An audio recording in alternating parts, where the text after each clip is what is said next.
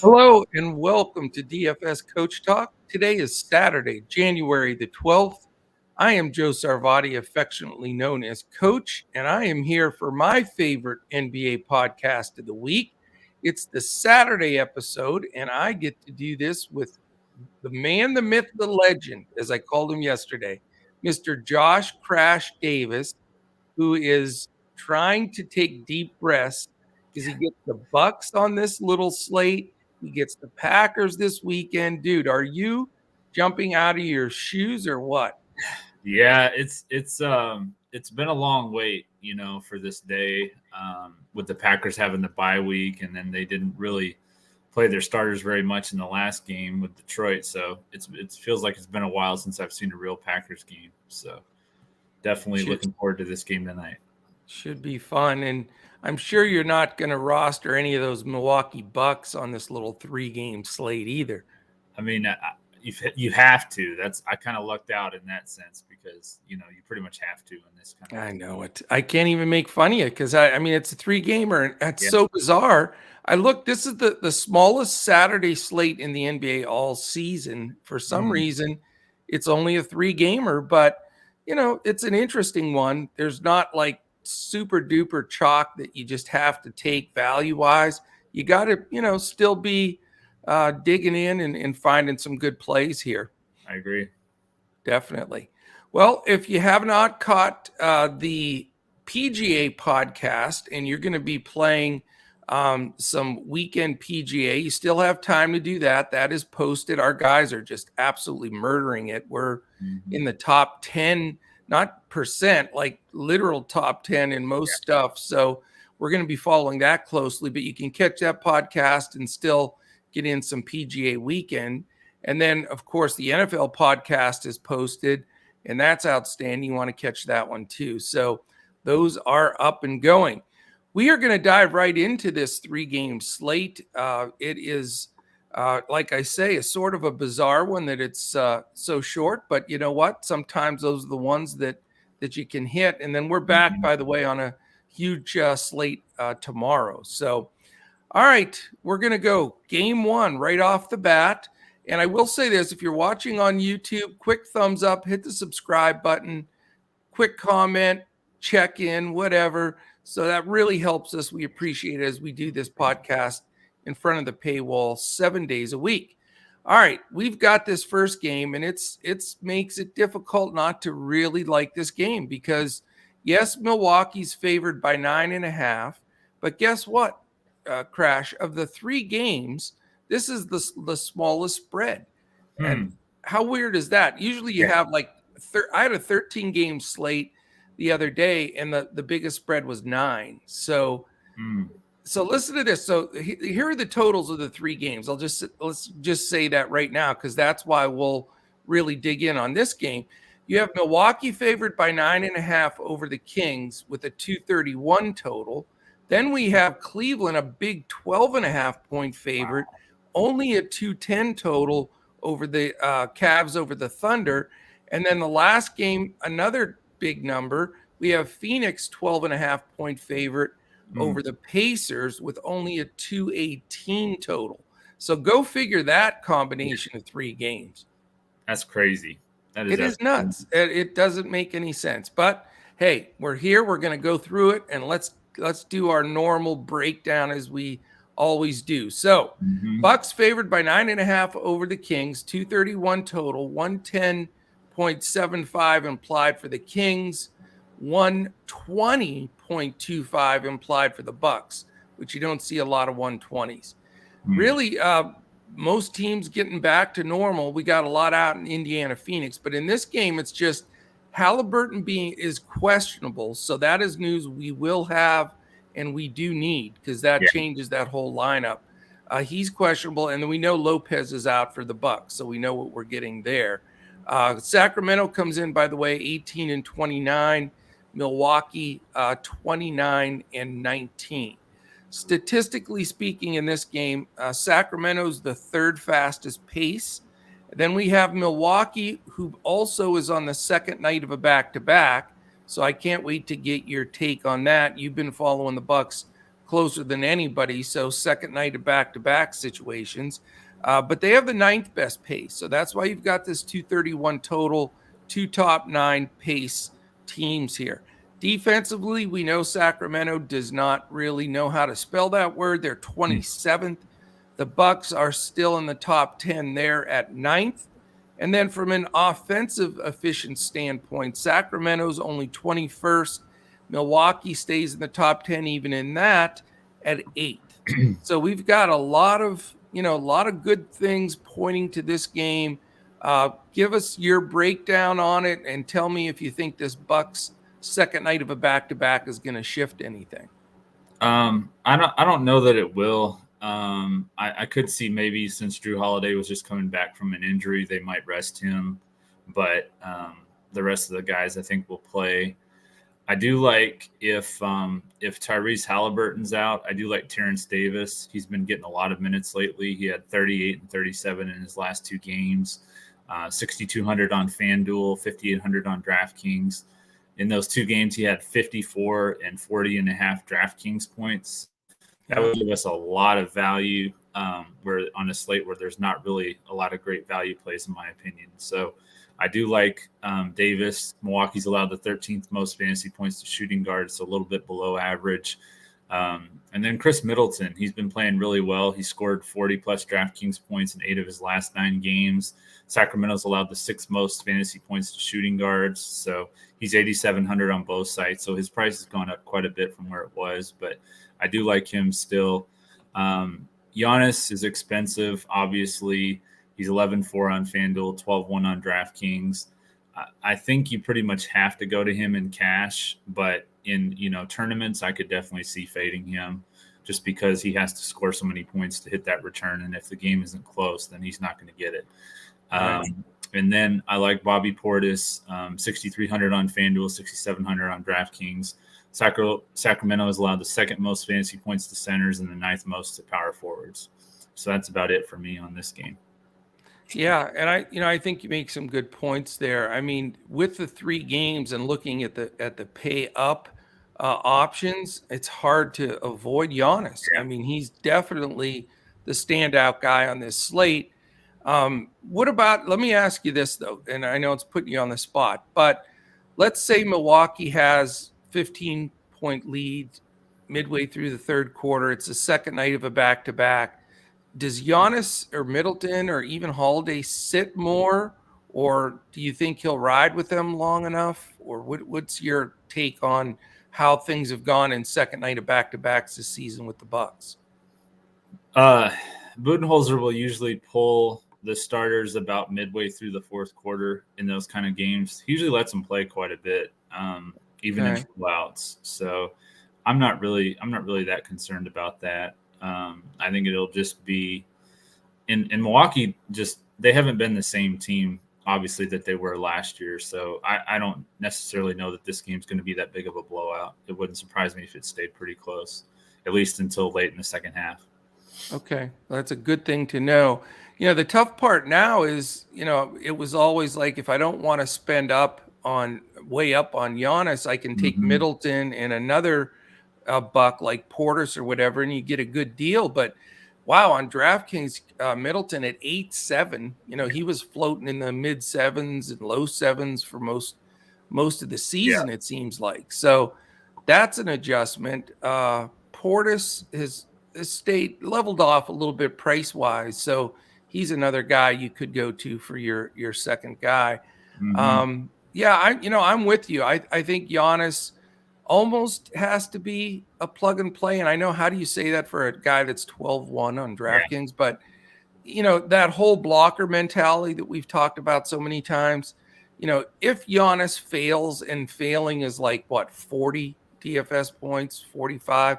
If he fails, then it's not going to bury your lineup because the majority of other people are going to have him. So, but if he does have a Giannis game and stays closer and he throws a 75-80 burger, you just can't catch up. There's not enough guys of high caliber to catch up. So I'm probably with you on the Giannis piece. My secondary guy is also Portis. I think 6-7 is still a fair price. He's playing well. And hopefully he stays in there long enough. On the other side, it's all about Halliburton. Is he in? Is he out? Because if he plays and he's going to get a full run, he's not on a minutes restriction, I think he's a great play at 7-2. I think the price is right. He probably gets Grayson Allen defense and a couple of guys off the bench as well. But if he doesn't play, I'm with you. Terrence Davis will then be the highest owned player on the entire slate, and he'll deserve to be because he's filled in for Halliburton in a monster role, and his price, although it's come up, hasn't adjusted to what he's done. So I think that's the big news and makes things work money wise. A couple other guys worth mentioning. I think Barnes at 6-1. I'm always chasing the Barnes big game, and he just seems to be level. He's not a bad cash play because he's steady, but his ceiling has seemed to be minimized a little bit this season. And the tough thing is, like Barnes and Bagley, who we've gone to a decent amount as value guys for the Kings, they have to look right into the defensive teeth of Middleton and Giannis probably. So, and Portis can defend. So I don't want any part of that interior defense from the Bucks. So probably going to go, if Halliburton sits, I may go Fox and Davis just because of the usage aspect of it, but definitely Davis. Not going to go to the bigs. And the Bucks, it's probably going to be Giannis and Portis for me. I just don't want to spend up that much for Middleton. Yeah, and I don't think Holiday's probably in position to have a ceiling type game. No, I don't either. And I did like, I don't think I mentioned Buddy Hield. I think that, he's a decent play just because Milwaukee struggles so much to defend the 3-point line sometimes. So, right. I just don't like that 6-4 price for a guy coming off the bench. It seems a little high. Yeah.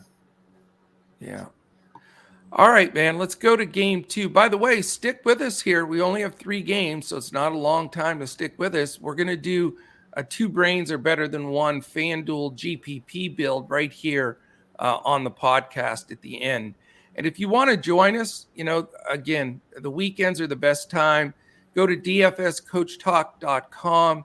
You can sign up for as little as 3 days for $10, and you get everything that we offer, all the PGA, all the NFL playoffs here, and, of course, this nice NBA slate this weekend. So come join us. All right, the next game, it is at 8 o'clock. That first game was a 7 o'clock game. So they stagger 7, 8, and 9 tonight. So we'll have some, even though it's only 3, we'll have a good amount of basketball on throughout the evening. So it is the Cleveland Cavaliers hosting the Oklahoma City Thunder. Cleveland is favored by 12.5, only 210 total.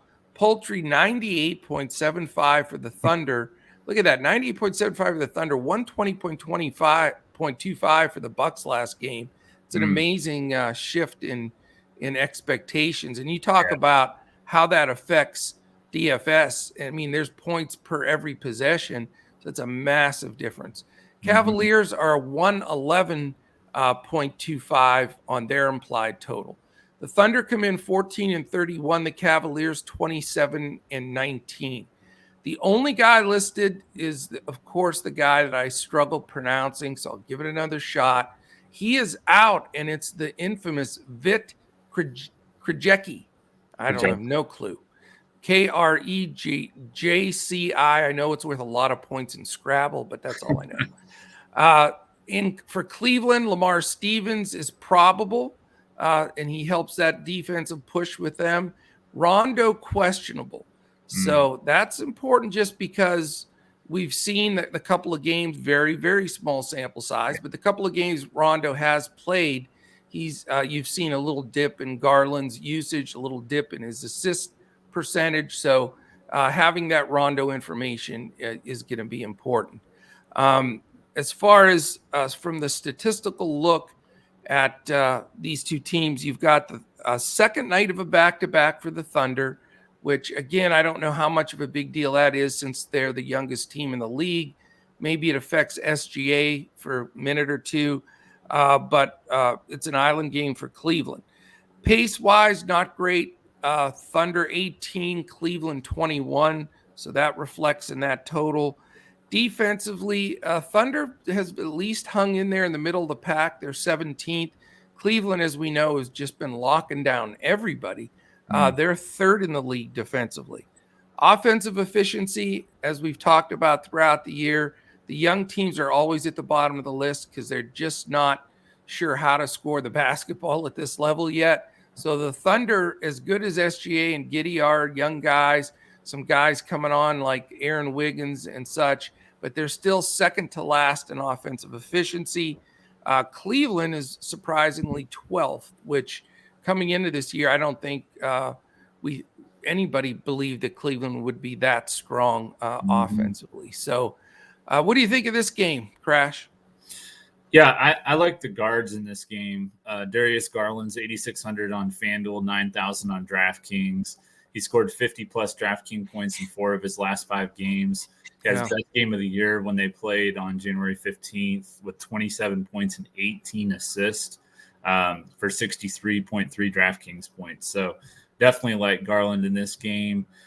He's the guard that I'm looking at that price range. You know, Middleton's around that same price. And I do like SGA also. He's around that same price. He had a little bit of a down game in their last matchup with 41 DraftKings points, but still solid. Cleveland's a little bit below average against point guards. And I think that if this game's going to stay remotely close, it's going to have to be SGA that's going to carry the load for Oklahoma City. Yeah, I'm with you. You know, this is a tough game to really like a whole lot. That's for sure. I agree with you on Garland. He's the obvious pay up here. And, you know, I don't think they have a really good answer defensively for him. So, like I say, I'm not thrilled if Rondo's back because it does just take a little bit away from Garland. But, you know, he's still going to do his thing. And he's my favorite play in this game as well. Not as confident on SGA here. He is 8-6 on DraftKings, which isn't bad, but Okoro isn't very good DFS wise, but he's a fine defender. And then he's got the 2 7-footers, Mobley and Allen, in the paint also to protect it for any of that slashing that SGA does. So I'm sort of off SGA here. Giddey left the game yesterday, injured, went to the locker room, came back out, and then returned to the game. But that, you know, even though he's a young guy on a back-to-back, coaches usually watch that pretty close. So at 7K, not sure I really want to put any chips in the middle of the table there. If I go stars and scrubs more so, even though it's only a 3-game slate, I know Aaron Wiggins is not a fine player yet, but he's starting to get a little bit better. Yeah. Maybe for a GPP, but not for cash because he's only 3.7. So I can at least consider him. Lou Dort at 5.3. You know, Lou's probably the guy that I like the most on the Thunder. And it's a weird thing because, you know, he's probably going to guard Garland and be in the middle of things, or they may need him to guard one of the bigs because they're going to have a hell of a time matching up with Mobley and Allen inside. So he may guard Mobley, but that's why I think, you know, with that split, I still like Garland, but I like Dort because he's going to have to be guarded by one of their bigs, and he can hit some threes. I know, you know, he's not known as a shooter, but, you know, I think as a cash play at 5.3, he's a nice, consistent play and has a good chance to make my lineups tonight. On the Cavs side, like we said, Garland. And, you know, I really would like to consider Mobley or Allen. I'm not going to play both, but I just like their prices. I mean, you got mid-sevens guys, and they deserve it. They both can have monster games. And at 7.5 or 7.6, you know, you can make it work in a lineup. And, you know, for me, it's just the decision on which guy. And that's been the toughest part is which guy of the two do you play? Because you don't really want to invest in both, especially you can if you're playing Garland, really. So, you know, I'm undecided on that as of right now. There's pluses and minuses for both, but I would like to have one of the bigs there. Yeah, the other guy that I had here was I did have Jared Allen as well, that I like him. But Lauri Markkanen, he's 5,500 on DraftKings. Oklahoma City's allowed the most fantasy points to small forwards this year, and the Yeah. fifth most to power forwards. So depending on what position you consider him, they're still top 5 against both positions. So I do like Lauri Markkanen, decent mid-value play. Yeah. And, he and Dort certainly make like a Garland and Mobley work or whatever, Garland and Allen. So, yeah, definitely going to have some exposure there, although it's not really a great DFS game per se. Right.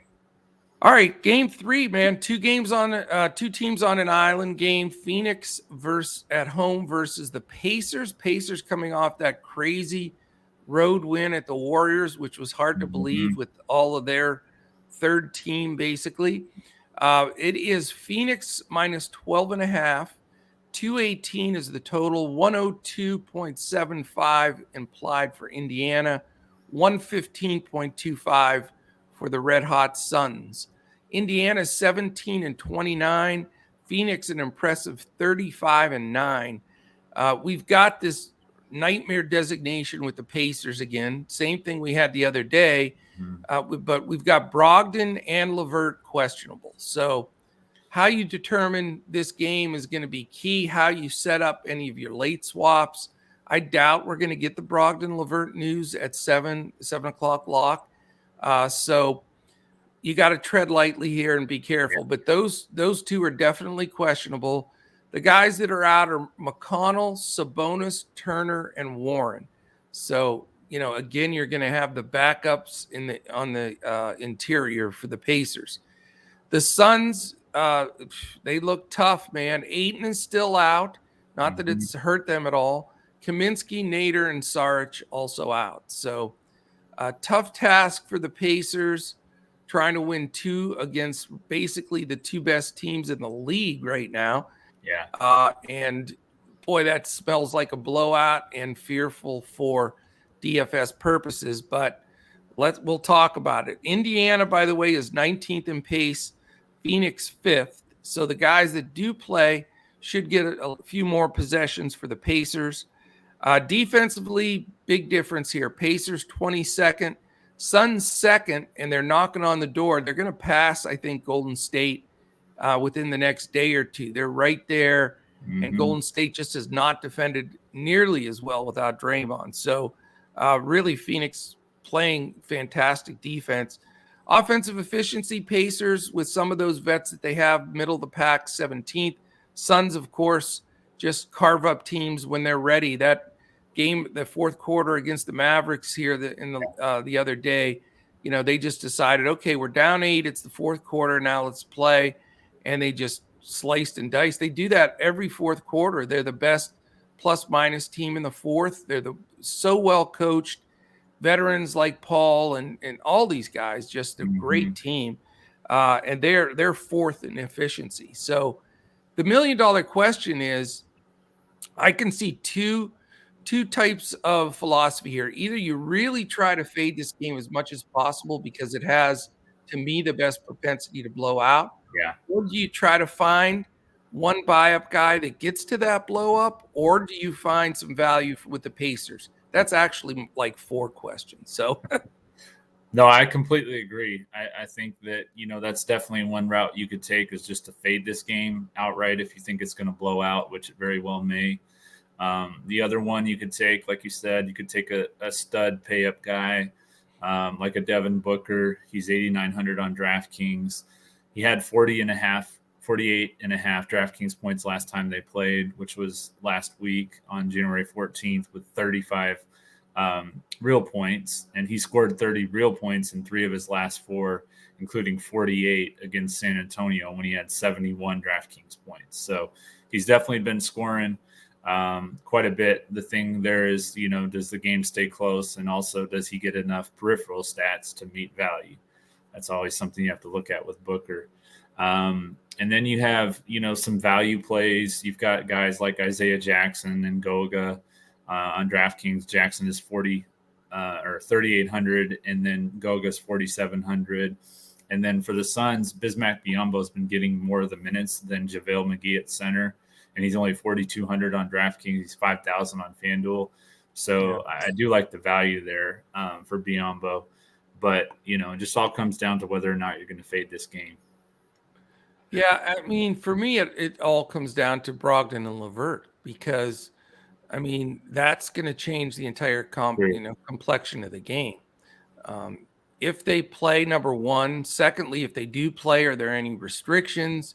I mean, the Pacers are such a hot mess right now. They're looking to trade guys. Everybody's hurt. And I mean, it's a nightmare. But, not only does it change the rotation and the scoring for the Pacers, but Brogdon and Levert are the two best perimeter defenders on this team. So that also affects the other side of the ball. So I need the news here before I, commit to anything. If they're both out, Duarte got it done for me last time at 5-2. He becomes sort of the go-to perimeter guy for them if those two are out. So he would be right in play. I'm going to be dialing up Goga. A 4.7 is very fair. He's going to get the majority of the center minutes. I think he's a great play. And then, like I say, the rest of the team, we just have to see what happens with Brogdon and Levert. I really don't want, me, I freak out when I get mixed guys sharing a position. And so I want nothing to do with McGee and Biyombo. It's way too stressful, and it can backfire one way or the other. As soon as people start switching to Biyombo, then McGee's going to throw up one of his 45 burgers. So I'm not even going to mess with it. But I will say Mikal Bridges still stays cheap at 5K. He's always cheap, and he gets number a lot. I don't know why he doesn't get more expensive because he gets the minutes and he does get to his number, but it is what it is. And then if the game stays close enough, long enough, Booker is in one of those grooves. He's 8-9, which is fair. I think, the fact that he's cheaper than a Garland and a few of these guys, the way he's been playing, he's been hotter than pretty much any guard on the planet. So 8-9 is a decent price for him. And Chris Paul, again, he got it done last game at 7-8. So I'm going to wait on the Brogdon Levert news. Definitely some Goga and Bridges as two guys that are cheap to make it work. And then we'll decide on that backcourt when we hear who's in and out. So with Duarte, you don't have any concerns about Bridges guarding him? Guarding who? Bridges, wouldn't he be the one to guard Duarte? It probably, but again, it depends. If Brogdon and Levert are in, he'd guard Levert probably. But if those guys are both out, he would probably guard Duarte. But I think that at that point, that just the usage numbers at 5-2, Duarte's going to have the ball in his hands. He's going to be playing point guard and shooting guard. Basically, it's just too good a value to pass up, even if he does get some Bridges defense. And if Justin Holiday hits a couple threes, they may move Bridges onto him because, he's a little bit longer than Duarte, and Bridges can guard that. Yeah. So we'll see. All right, man. You ready for this two brains lineup? Yeah, you got the first pick. So, well, I'm going to take let's discuss this real quickly. Do we want Giannis at small forward or power forward? That's the $1 million question. Because I'm thinking we may be better served at small forward. Okay. So let's start it there. We can always switch it. I'll explain later because I think there's a few power forwards that are good plays. So I'll plug 11 for Giannis in, so you can't take every Milwaukee Buck. All right. I'll go ahead and take Portis at power forward. Well, I knew you'd find a way to take a Buck anyway. So we're playing him at power. I'm going to go back to trying to make the numbers work as best as possible here. Let's see. I think I'm going to go Goga Bitadze at center. Okay. Because that will help us get that number back down a little bit. He's 6K even. Yep.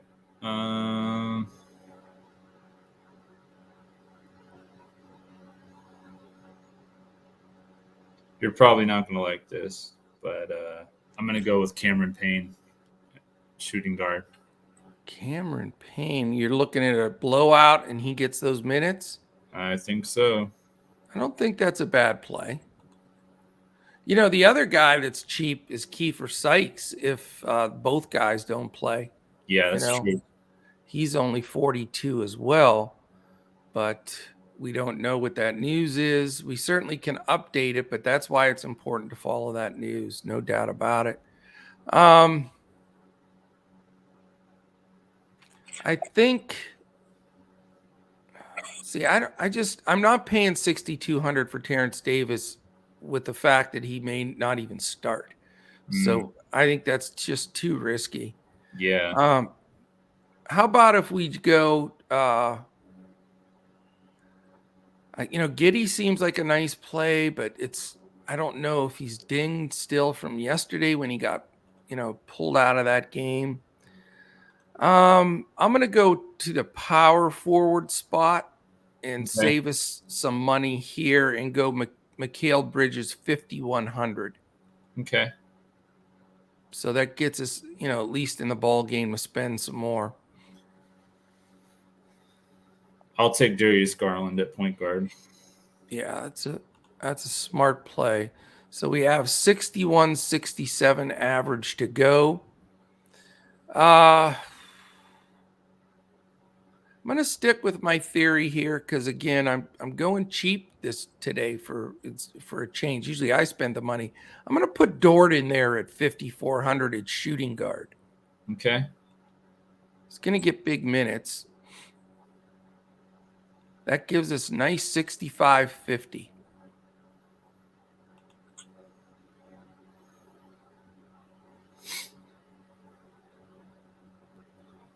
We'll see if he plays. Let's go ahead and put Halliburton in at point guard. Well, we have Payne and Garland at point, I thought. Oh, yeah. I had put Payne at shooting guard, but no, we can do that. Well, Halliburton can play both spots as well. So, yeah. You still want him? No, I think I'm going to change it. I think I'm going to go with Devin Booker.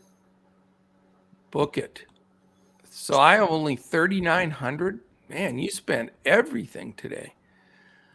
I'm not going with O'Shea Brissett. That bit me right square in the tushy, if you want to call it that. Yeah, I don't like what that leaves you with. I know Okoro sucks. Osman, Nwora, I don't trust. Doesn't look too solid. Let me see the cheapest. I wouldn't mind going. Well, I don't even want him. See, Jeremy Lamb's not a bad play, but he is a bad play. I think if those two guys play. Mm-hmm. I think the cheapest I could probably go would be Harrison Barnes. Would that work? That would give you 7,100.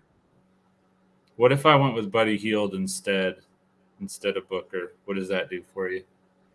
You want Buddy Hield, huh? Let's see.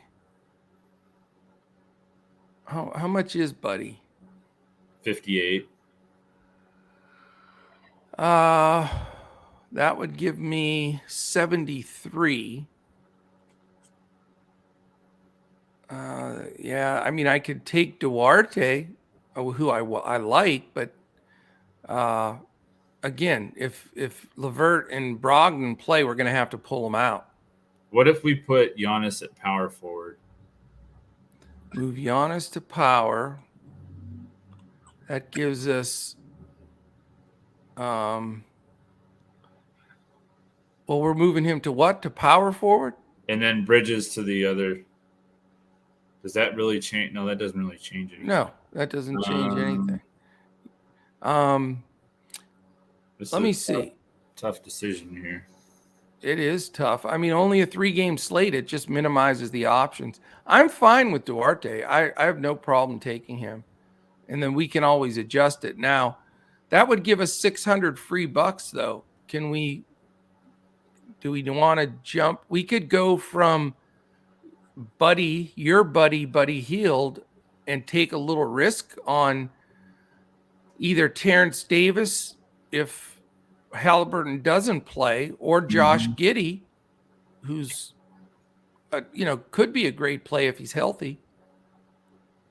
So who do you have at the shooting guard position there? So I have Cameron Payne and Darius Garland are our point guards. Lugens Dort is the other shooting guard. Our small forwards are Giannis and Duarte. Our power forwards are Portis and Bridges and Goga at center. So that would allow us either Giddey or Davis to at that last shooting guard spot. Okay, let me see. I think both are reasonable plays. And we can monitor the news.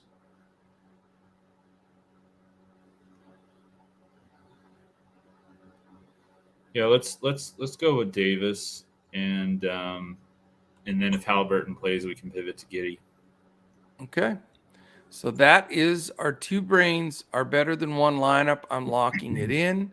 And we'll be posting. We'll make sure to get the information to Omaha Joe there so he can post it and update it based on the news that comes down. So that is it, my friend. I think we've got it. Only 3. Weird day, but let's make the most of it. Enjoy the NFL, enjoy some golf, and enjoy some basketball this evening. So any big plans for the Packers game this weekend? Going to my dad's house. I think we're going to have some friends over and cook some cheese dip and have some pizza and beer. So it'll be fun. I love it, man. Who's going to be? Who is it that Phil? Well, I haven't heard from Phil lately. True. He's going to love the fact that you have cheese dip on for this game. So you should invite Phil over and see if he'll come down. Flying down. Definitely. Flying down from Chicago. Yeah. Exactly. Well, all right, man. Appreciate it. Enjoyed it. And we'll see how everything rolls. Keep in touch here or in Discord for members. And we'll follow that through. Again, if you want to become a member at Coach Talk, it's dfscoachtalk.com.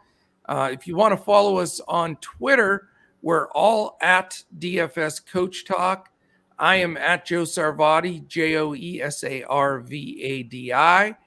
And you are at. Go ahead. Get it. I was going to see if you could get it. JP Crash 1982. That's what you want it to be. Oh. JP Davis 1982. JP Davis 1982. I told you I can't do it. I have a mental block. I'm never going to be able to figure it out. But we'll try it. But check us out there for sure. And if you're watching on YouTube, again, quick thumbs up, subscribe, hit the little alert button at the top as well so you know when our podcast posts. So enjoy your weekend, everyone. Thanks for spending this time with us. For Crash Davis and the rest of the Coach Talk team, I am Joe Sarvadi, affectionately known as Coach. We'll be back again tomorrow. Big slate. I'll be solo with the big slate tomorrow, and we'll be ready to crush it in DFS.